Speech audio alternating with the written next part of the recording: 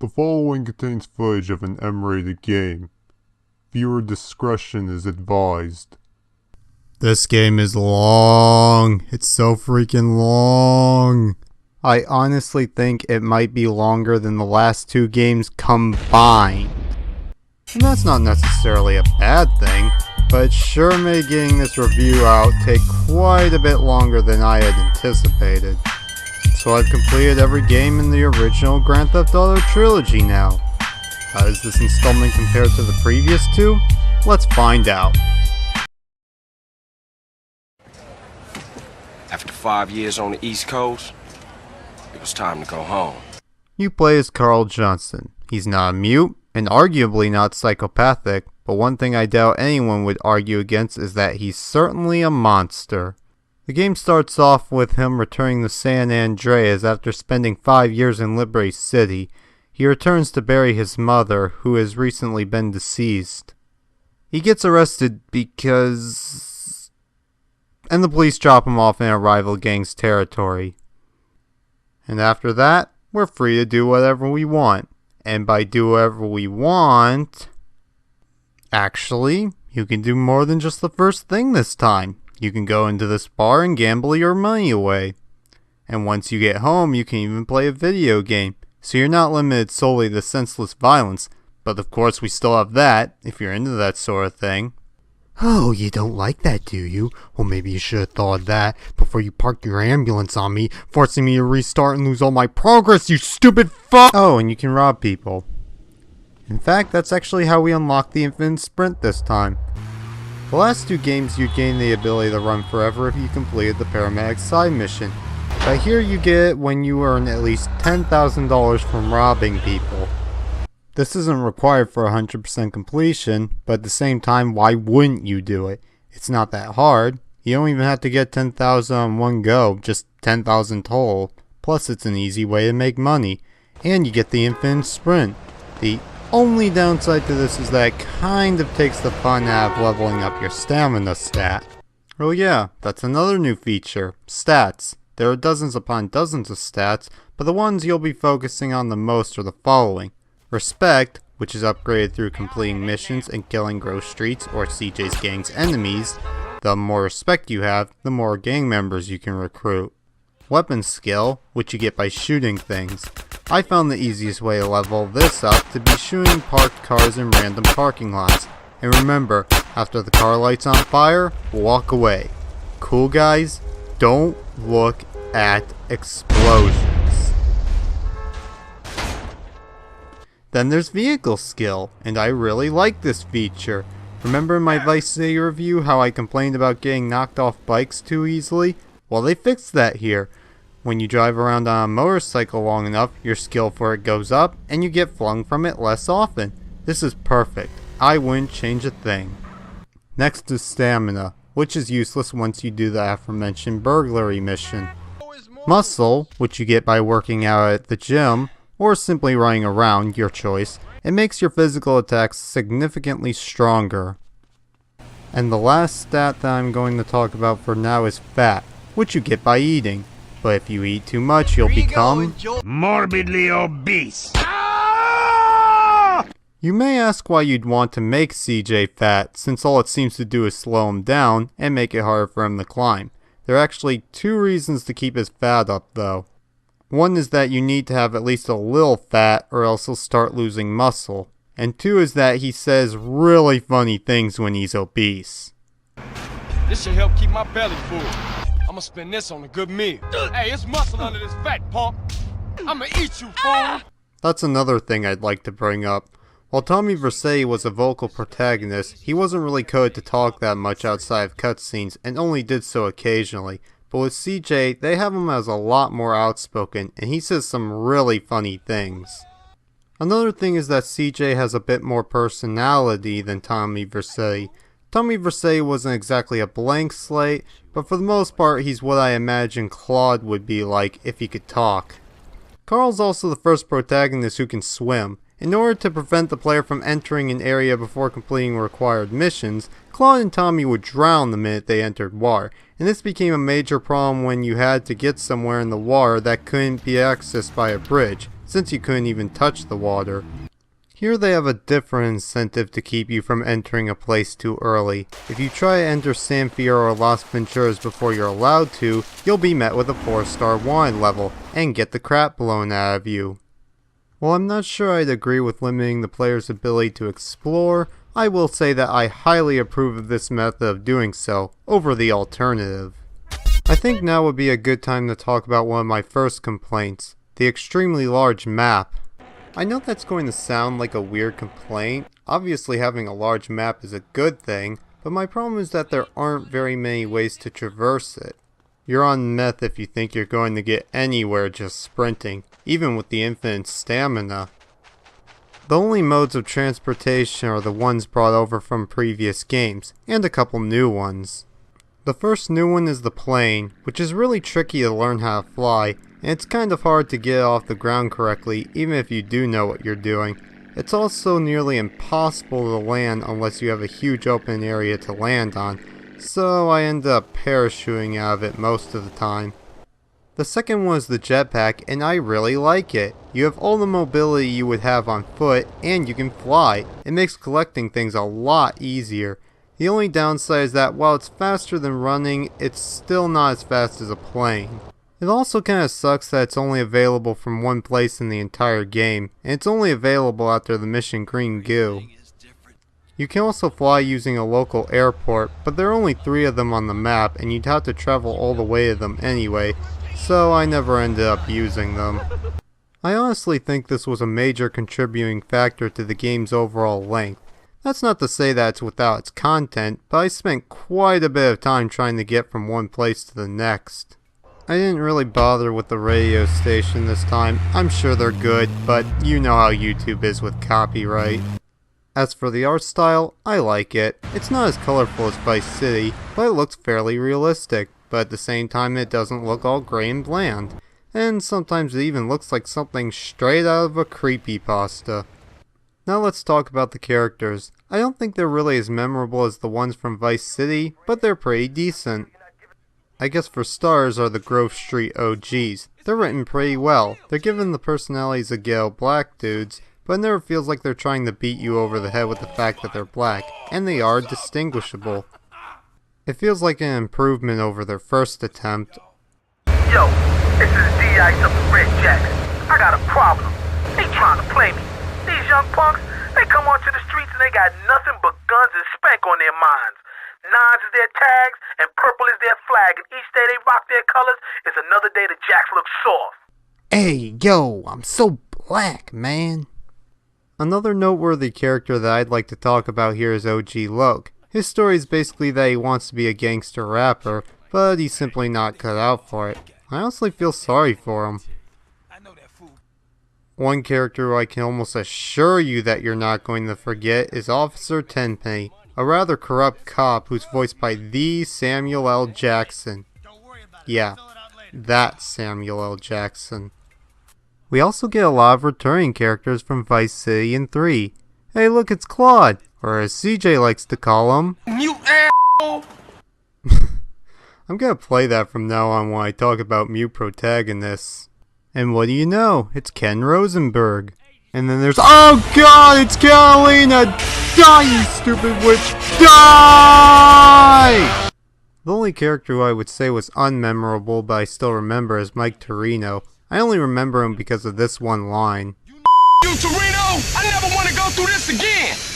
Now I'd like to talk about hostile gangs again. GTA 3 had them, Vice City improved on them, but San Andreas is the first game to get it right.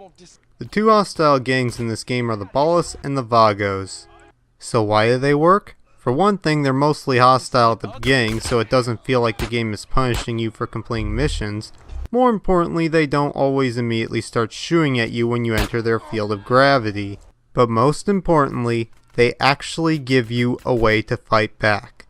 Between the missions Doberman and the Green Saber, as well as after the mission Homecoming, you'll be given the ability to initiate gang wars. And if you successfully take out 3 waves of enemies, you'll take over their territory. Once you take over every last bit of territory, all the hostiles will be wiped off the streets, and you won't have to worry about them. This is a major step up from how the previous two games handle it, although I do feel that the turf war system could have been handled a bit better. Basically, to initiate a gang war, you have to enter an enemy's gang turret and kill at least 3 enemy gang members. Interestingly enough, it doesn't even have to be the enemy gang that owns the turf. You can kill 3 Vagos and start a war with Ballas, and vice versa. My main problem with this is that starting a war can be somewhat tricky. You have to actually be standing within a territory you don't own, not just near it, you have to be within it. Another catch is when you can't find any hostile gang members to kill. If there aren't at least 3 gang members nearby, you're out of luck. And then there's the process of taking over land. Like I said before, you have to take out 3 waves of enemies, and while doing this, you can't leave the area, at least not for too long.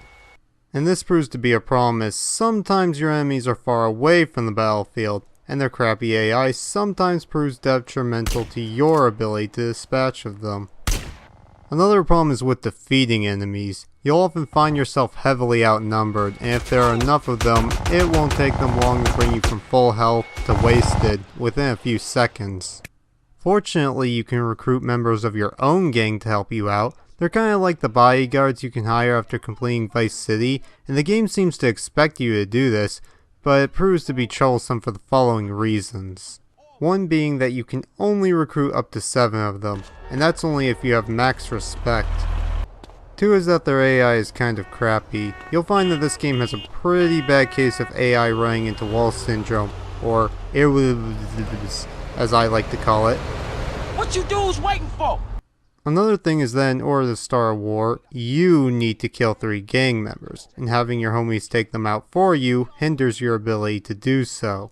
Lastly, if you accidentally shoot an ally in crossfire, you suffer a respect penalty. So overall, I can't recommend using this feature, regardless of how cool it is. And probably one of the biggest complaints I have are with the cops. Once again, they have never heard of self-defense and will target you and only you. Not to mention, there almost always seems to be at least one cop around when you're trying to start a war. Now, if it's brought to my attention that one tribe gets an unfair advantage over another, that truly troubles me, Carl. How about you start by getting your buddies to quit picking on me? The last problem I have with it is that enemies can try to take over your territory as well, which makes sense, but it's also extremely tedious, and you have to stop whatever you're doing and drive all the way down to protect your land. I know it sounds like I'm being harsh on this feature, but I really do prefer this over how the previous 2 games handled hostile gangs. I just feel that it could be improved upon.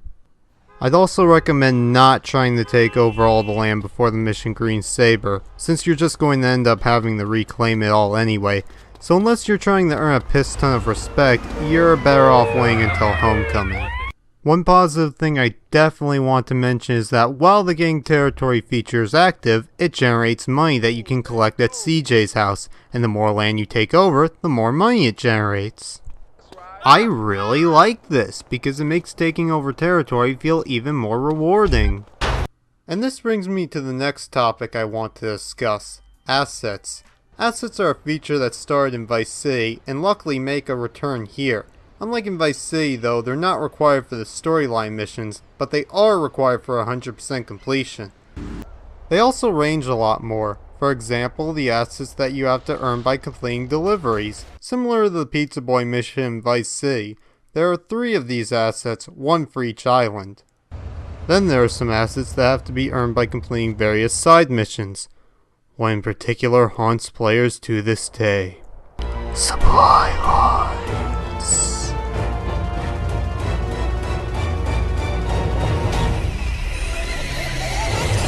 I actually didn't have that much trouble with this mission, to be honest. The only downside is that the assets here don't really generate all that much, and like I said before, the map is so huge that I couldn't really find the time to collect from them that often. The last 2 games had you collecting hidden packages, which, once you collected 10, you'd get a new weapon delivered to some of your main hideouts. This game sort of changes that up a bit. Instead of 100 hidden packages, we have 100 tags found in Los Santos, 50 snapshots in San Fierro, 50 horseshoes in Las Venturas, and 50 oysters found in watery areas around all 3 islands. Once you complete each collectible, other than the oysters, you'll have 4 weapons delivered to one of the selected hideouts on each island.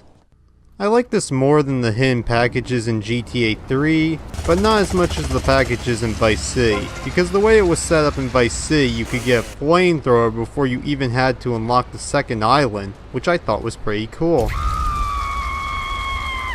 You don't really get too much in terms of high-end weaponry like the minigun, even if you collect all of them sadly, but you do get one step closer to completion. I think probably my biggest criticism is that this game is significantly less polished than the previous two.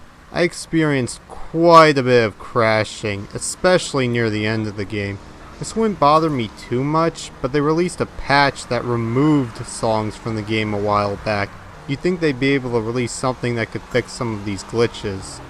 Now let's talk about my favorite and least favorite mission, or missions. I think 2 of my least favorite missions would be Beat Down on Beat Up and Grow for Life.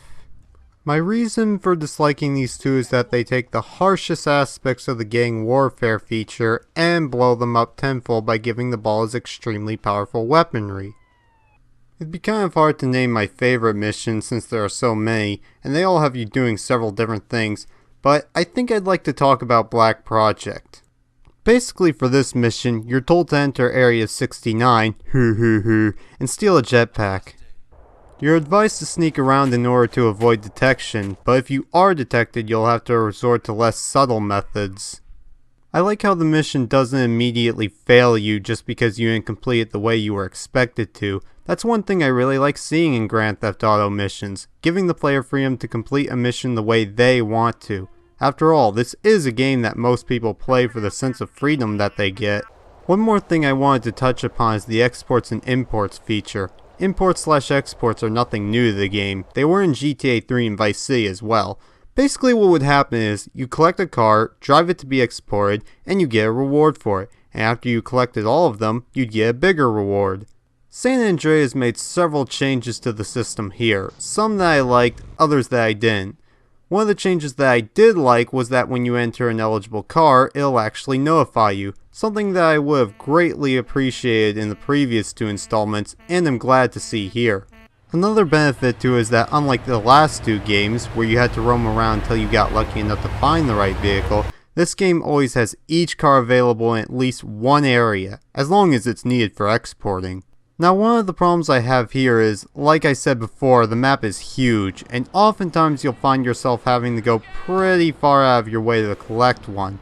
There are also some times where a car won't spawn for some reason, although this is usually fixed once you run around a little bit. Also in GTA 3, once you collected every car, you'd be able to import any one of them on a whim.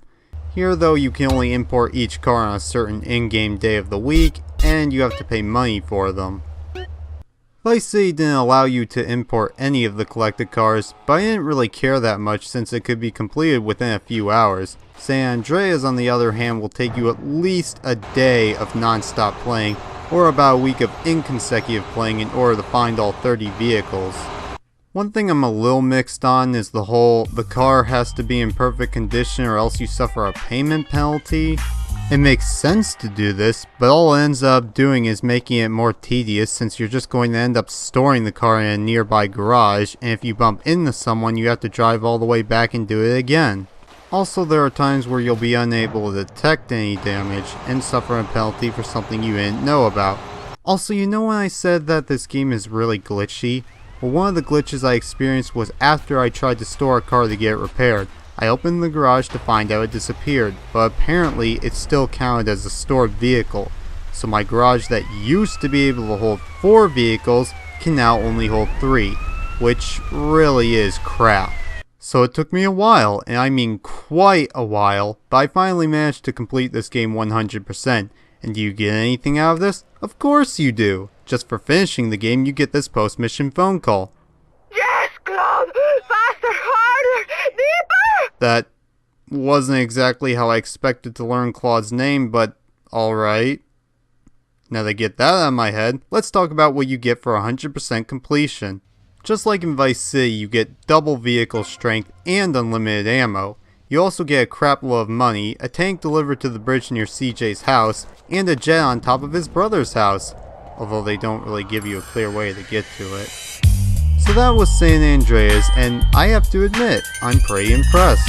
GTA 3 was a really good first attempt, and Vice City felt like a wonderful retooling, but San Andreas went above and beyond in simply improving the GTA formula. They had tons of new features beyond simple criminal acts that I really enjoyed seeing. Granted, there are still things that bother me, like I said, this game crashes a lot, and they ought to have fixed that, but overall, I'd say this game is definitely a grand improvement. I managed to get this game on sale as part of a bundle. I got literally all 3 of these games, as well as GTA 4 for only $10, which is how much GTA 3 normally costs by itself, so if you can catch on a sale like that, I definitely recommend it. See you next time!